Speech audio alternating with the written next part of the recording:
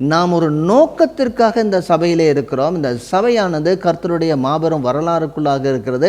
இந்த வரலாறு மெல்ல மெல்ல இப்பொழுது ஒரு நித்தியத்திற்கு நேராக போய்கொண்டு இருக்கிறது. ஊழியக்காரங்களோட வேலை என்ன?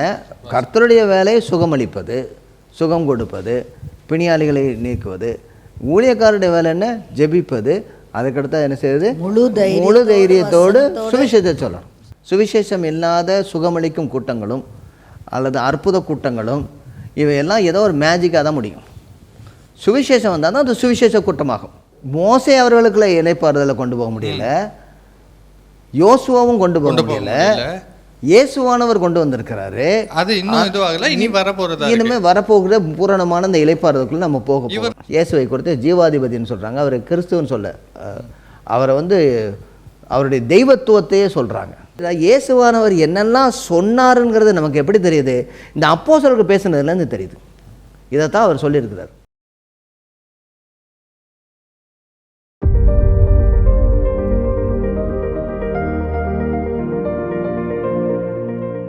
கர்த்தராகிய இயேசு கிறிஸ்துவின் நாமத்திலே உங்களை வாழ்த்தி வரவேற்கிறோம். இது சால்வேஷன் டிவி நேயர்களுக்காக வணங்கப்படும் ஏக்தா நெட்வொர்க் வழங்கும் திருச்சபை அன்றும் என்றும் என்கிற நிகழ்ச்சி.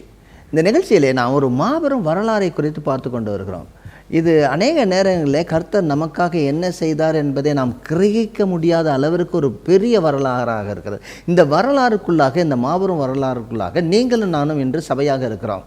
எனவே தான் போன நிகழ்ச்சியில் முடிக்கும் பொழுது கொடுப்பதை பற்றி நாம் அதிகமாக ஒரு புரிதலோடு இருக்கிறோம். ஏனென்றால் நாம் ஒரு நோக்கத்திற்காக இந்த சபையிலே இருக்கிறோம். இந்த சபையானது கர்த்தருடைய மாபெரும் வரலாறுக்குள்ளாக இருக்கிறது. இந்த வரலாறு மெல்ல மெல்ல இப்பொழுது ஒரு நித்தியத்திற்கு நேராக போய்கொண்டு இருக்கிறது. கர்த்தர் தன்னுடைய மாபெரும் வரலாற்றினுடைய முடிவாக பூரணமாக தன்னுடைய ராஜ்யத்தை ஸ்தாபிக்க போகிறார். நாம் தேவ ராஜ்யத்தினுடைய பிரதிநிதிகளாக நம்முடைய காணியாட்சி அங்கே இருக்கிறபடினாலே நாம் அதை நோக்கி போய்கொண்டு இருக்கிறோம். நம்முடைய நிலையான நகரம் நமக்கு இல்லை. அந்த நிலையான நகரத்துக்கு நேராக போய்கொண்டு இருக்கிறோம். எதை நம்ம வாசித்து கொண்டு இருக்கிறோம். பவுலடியார் 13வது அதிகாரத்தில் சொன்னது போல், அதுக்கு அடுத்ததாக 7வது அதிகாரத்தில் அப்போஸ்தலர் நடவடிக்கைகள் 7வது அதிகாரத்தில் ஸ்தேவான் சொல்வது போல அப்போஸ்தலனாகிய பேதுருவினுடைய சுவிசேஷத்தை பார்க்கிறோம். அவர் என்ன சொல்கிறார்? இது எப்படி இந்த சபையை இந்த இந்த சரித்திரத்தை கொண்டு வரான்னு பார்க்குறோம். 3வது அதிகாரத்துக்கு போவோம். 3வது அதிகாரத்தினுடைய பின்பகுதியை நம்ம பார்த்தோம். 3வது பின்பகுதி ஒரு பெரிய மிரக்கம் இல்லையா? ஒரு சுகமளிக்கும் கூட்டம் இல்லை, தனிப்பட்ட கூட்டமாக இல்லை, ஆங்காங்கே போகும்பொழுது சுகங்கள் நடக்கிறது இல்லை. இந்த 4வது அதிகாரத்தில் நான் அடிக்கடி பார்க்கும் பொழுது மிஷனரிகளுக்காக, ஊழியர்களுக்காக நீங்கள் ஜெபம் பண்ணும்போது என்ன சொல்கிறாருன்னா, பின்னாடி அவர் சொல்லும்போது 30வது வசனத்தில், உம்முடைய பரிசுத்த பிள்ளையாகிய இயேசுவின் நாமத்தினாலே அடையாளங்களும் அற்புதங்களும் நடக்கும்படி செய்து பேசிவ் வாய்ஸில் தான் எழுதப்பட்டிருக்கு இல்லையா? பேசிவ் வாய்ஸ் இல்லையா? அவர்கள் செய்யும்படி இல்லை, நடக்கும்படி நீர் செய்து, அதுக்கடுத்ததாக பிணியாளிகளை குணமாக்கும்படி உம்முடைய கரத்தை நீட்டி. யாருடைய கரத்தை நீட்டி? கர்த்தருடைய கரத்தை நீட்டி. ஆமாம், உம்முடைய ஊழியக்காரர். இப்போ ஊழியக்காரர் என்ன செய்யணும்? உம்முடைய வசனத்தை முழு தைரியத்தோடு அவர்களுக்கு அனுகிரகம் செய்தருளும் என்றார். ஊழியக்காரங்களோட வேலை என்ன? கர்த்தருடைய வேலை சுகமளிப்பது, சுகம் கொடுப்பது, பிணியாளிகளை நீக்குவது. ஊழியக்காரருடைய வேலை என்ன? ஜெபிப்பது. அதுக்கடுத்து என்ன செய்யுது? முழு தைரியத்தோடு சுவிசேஷத்தை சொல்லணும். சுவிசேஷத்தை சொல்லாமல் எந்த ஒரு அற்புதமும் அடையாளமும் பூரணப்பட்டது அல்ல, தொக்கி நிற்பது. சுவிசேஷம் இல்லாத சுகமளிக்கும் கூட்டங்களும் அல்லது அற்புத கூட்டங்களும் இவையெல்லாம் ஏதோ ஒரு மேஜிக்காக தான் முடியும். சுவிசேஷம் வந்தால் தான் அது சுவிசேஷ கூட்டமாகும். சுவிசேஷத்தை அறிவித்திருக்கிறார்கள். சரி, 3வது அதிகாரம் 11வது வசனத்துலேருந்து இதை வாசித்தா நல்லா இருக்கும். ஆனால் எங்கேருந்து ஆரம்பிக்கிறான்னு பார்ப்போம். அதை என்ன சொல்கிறாரு? 12வது வசனத்தை பார்ப்போம். எல்லோரும் சாலமோனுடைய மண்டபத்துக்கு ஓடி வர்றாங்க. இது ஆலயத்தில் நடக்குது. அங்கேருந்து எல்லாருமே சாலமோனுடைய மண்டபத்துக்கு வராங்க. குணமாக்கப்பட்ட சப்பானியானவர் இப்பொழுது பேதுருவையும் யோவானையும் பற்றி கொண்டிருக்கிறார்கள். ஜனங்கள் எல்லாம் பிரமித்து சாலமோனுடைய மண்டபத்திற்கு அவரிடத்துல நடந்து வரல, ஓடி வந்தார்கள். ஆச்சரியப்பட்டு இது எல்லாமே ஒரு பெரிய அற்புதம், அடையாளம் தான் இருந்திருக்கு இல்லை. இதை என்ன சொல்கிறார்? சர்வாங்க சுகம்னு இருக்கார். அப்படின்னா என்ன? கொஞ்சம் நாளைக்கு முன்னாடி இருந்துச்சு, திரும்ப மறுபடியும் சப்பானி ஆகலை இல்லை. அந்த நேரம் நடந்துட்டு ஏதோ எக்ஸசைஸ் நடந்துட்டு பின்னாடி ஆகலை. சர்வாங்க சுகம் அப்படின்னு தான் சொல்கிறார். பின்னாடி எழுதப்பட்டதில்லை. இவனுக்கு சர்வாங்க சுகத்தை தந்தது இயேசுனுடைய நாமம் அப்படின்னு சொல்கிறாரு. சரி, இப்போ உங்களை கண்டு என்ன சொல்கிறாங்க? வாசிப்போமா? 12வது வசனத்திலிருந்து வாசிங்க. பேதுரு அதை கண்டு ஜனங்களை நோக்கி, இஸ்ரவேலரே, இதை குறித்து நீங்கள் ஆச்சரியப்படுகிறது என்ன? ஏன்னா அவங்களுடைய ரியாக்ஷன் அதான் தான், இந்த பிரமித்து, ஆச்சரியப்பட்டு பிரமித்து. 10வது வசனத்தில் பின்போது மிகவும் ஆச்சரியப்பட்டு பிரமித்து.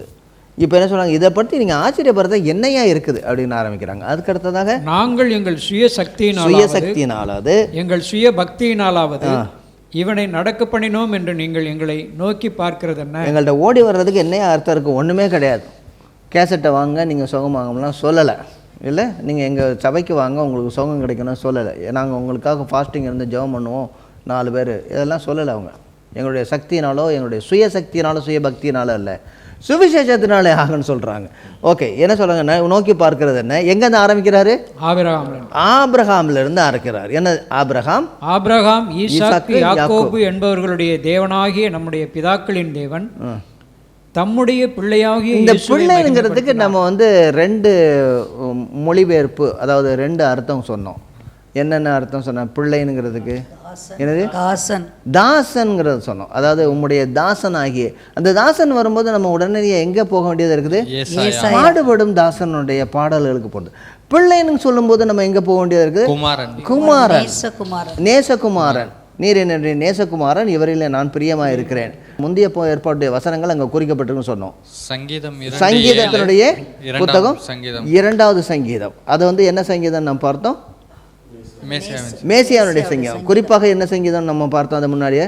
அதாவது காரனேஷன் சாம், அதாவது மேசியாவை முடிசூட்டக்கூடிய, அதான் அபிஷேகம் பண்ணக்கூடிய சங்கீதம். அது இந்த 2வது சங்கீதம். அதுக்கு அடுத்ததாக பாடுபடும் தாசனுடைய பாடல்கள் ஏசாயாவுடைய புத்தகத்தில் 59 சொல்கிறார், என்னுடைய நேசம் இவரில் நான் பிரியமாக இருக்கிறேன். அது பாடுபடும் தாசனுடைய பாடல்கள். இந்த 2மே இதுக்குள்ளே உட்கார்ந்துருக்குங்கிறாரு. அதாவது அவர் அபிஷேகிக்கப்பட்ட, அதாவது முடிசூட்டப்பட்ட ராஜாவும் அவர் முழு முடிசூட்டப்பட்ட தாசனுமாக இருக்கிறார். 2யுமே கொண்டு வராங்க. பிள்ளைங்கிற ஒரு வார்த்தையில் சுவிசேஷ புத்தகத்தில், மார்க் எழுதின சுவிசேஷத்தில் நம்ம அதை பார்க்குறோம். வரக்கூடிய அந்த ஒரு பெரிய ஒரு வார்த்தை, அதாவது இவர் என்னுடைய நேசகுமாரன், இவரில் நான் பிரியமாக இருக்கிறேன், 2யும் சொல்கிறார். ஓகே, சரி. இங்கே என்ன, எங்கேருந்து ஆரம்பிக்கிறாரு? முழுமையாக முதலாவதாக 2வது அவருடைய செர்மனில், அவருடைய பேச்சில் ஆபிரகாம்லேருந்து ஆரம்பிக்கிறார். ஆபிரகாமுடைய சந்ததியாரே அப்படின்னு ஆரம்பிக்கிறார். ஆபிரகாமுடைய சந்ததியினுடைய பிள்ளையாக அவர் சொல்கிறார். வேற என்ன, வேற எங்கெல்லாம் இருக்குது? 17வது வசனத்துக்கு வாங்க. சகோதரரே, நீங்களும் உங்கள் அதிகாரிகளும் அறியாமையினாலே இதை செய்தீர்கள் என்று அறிந்திருக்கிறேன். அறியாமன்னு எதை சொல்கிறாரு? மேசியான்னு தெரியாமல் சொன்னால் இல்லை, வேத வசனமே புரியாதவன்றாரா? ரெண்டுக்குமே சமம். ஏன்னா இது வரைக்கும் நீங்கள் படித்ததெல்லாம் தெரியலை, அறியாமையிலே செய்தீர்கள். வசனத்தை படிச்சிங்க, ஆனால் புரியலை. அடுத்த வசனத்துல கிளியர் இருக்கா? சொல்ல வாசிங்க. கிறிஸ்து பாடுபட வேண்டும் என்று தேவன் தம்முடைய தீர்க்கதரிசிகள் எல்லாருடைய வாக்கினாலும் முன்னறிவித்தவைகளை இவ்விதமாய் நிறைவேற்றினீர்கள். இது உங்களுக்கு தெரியல, அதனால நிறைவேற்ற. அதாவது கிறிஸ்துவானவர், நீங்க சொன்னது மாதிரி ஒரு தடவை சொன்னீங்க, அவர் எந்த மாதிரியான கிறிஸ்துவை எதிர்பார்த்து கொண்டிருந்தார்கள்? ஒரு போராளியான ஒரு கிறிஸ்துவை எதிர்பார்த்து கொண்டிருந்தார்கள். ஒரு பாடுபடும் தாசனாக அவரை பார்க்கவே இல்லை அவங்க. இதை நீங்க புரிந்து கொள்ளவே இல்லை. அவருடைய போராட்டம் இந்த மாம்சத்தோடும் இரத்தத்தோடு மட்டுமல்ல, அதுக்கு மேலான ஒரு போராட்டமாக இருக்குது. உங்களுடைய இந்த மாம்ச இரத்தத்தில் விடுதலை பண்ணுவதல்ல, உங்களுடைய ஆவிக்குரிய விடுதலையுடைய போராட்டமாக இருக்குது. அதை உங்களுக்கு புரியலைங்கிறார் பாடுபடும் தாசனுடைய. அடுத்ததாக என்ன பார்க்குறோம்? இதுலேருந்து வேற என்ன சொல்கிறாரு? இது எல்லாமே முன்னறிவிக்கப்பட்டது, நீங்கள் நிறைவேற்றிக்கலாம். அதுக்கடுத்ததாக முன்னே குறிக்கப்பட்ட இயேசு.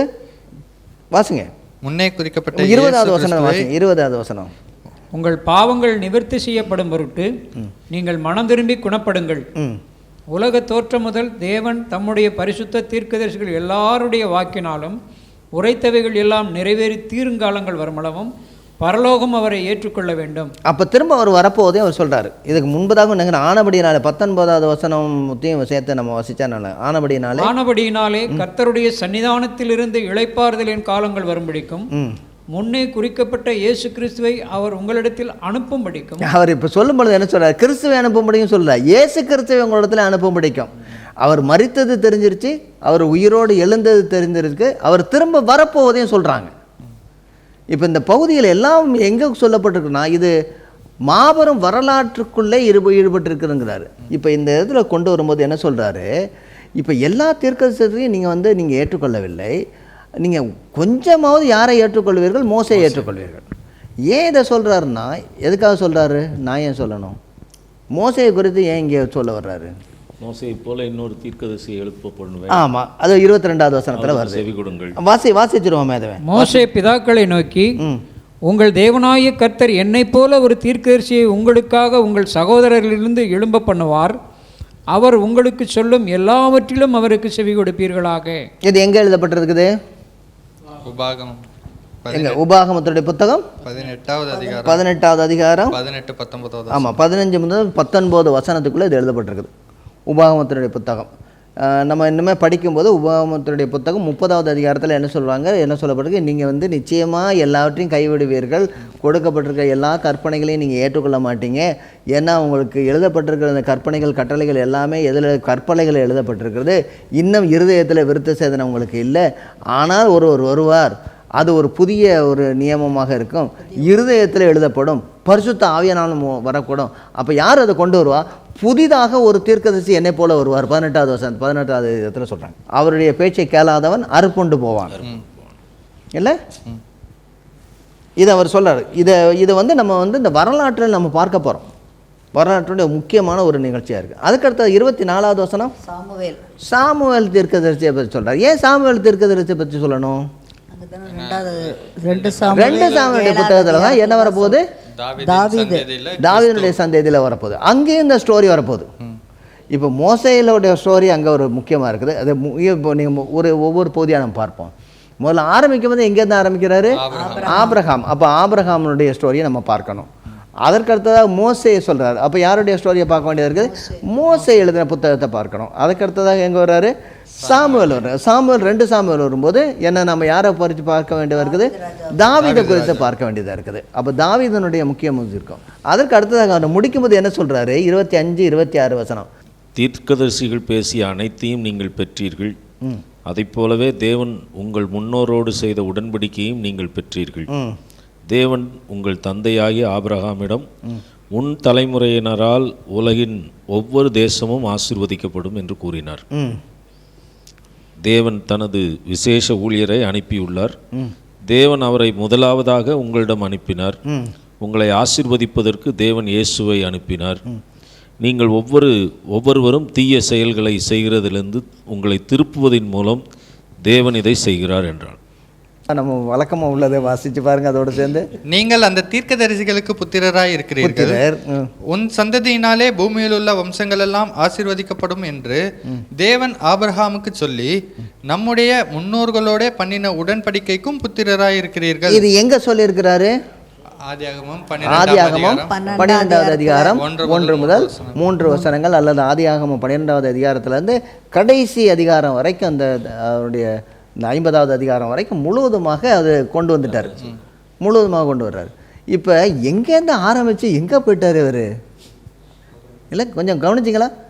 ஸ்டோரியை நம்ம பார்க்கும் பொழுது ஒட்டு மொத்தமாக கொண்டு வர்றாரு. ஆபிரகாமுடைய சந்ததி நீங்கள் முன்னறிவிக்கப்பட்டது. அதுக்கு அடுத்ததாக மேசியா என்று சொல்லி வருவார். அவர் முழுவதுமாக மோசேனுடைய வழியின்படி அவர் இன்னொரு தீர்க்கதரிசி வருவார். நீங்கள் எங்கே இருக்கிறீங்க? இப்போ நீங்கள் ஆதியாகமம் 12வது அதிகாரம் 1 முதல் 3 வசனங்களுடைய புத்திரராக இருக்கிறீங்க. உங்களுக்குள்ளே இதெல்லாம் நிறைவேறணும். அது என்ன நிறைவேறும் என்றால், உன்னுடைய வம்சத்தின் மூலமாக பூமியில் உள்ள சகல ஜாதிகளும் ஆசீர்வதிக்கப்படுவீர்கள். அது எப்படி? அதில் இந்த மொழிபெயர்ப்பில் எப்படி எழுதியிருக்கு? உன்னுடைய சந்ததியில் முழுவதுமாக எல்லாரும் உன் தலைமுறையினரால் உலகின் ஒவ்வொரு தேசமும் ஆசீர்வதிக்கப்படும். நல்லா இருக்குல்ல? அது ஒவ்வொரு தேசமும் ஆசீர்வதிக்கப்படும். ஒவ்வொரு தேசத்தினுடைய குடும்பங்களும் ஆசீர்வதிக்கப்படும். நீ உன்னை ஒரு தேசமாக ஆக்க போகிறேன், அது பின்னாடி வரும். உன்னுடைய தேசமாக ஆக்க போகிறேன்.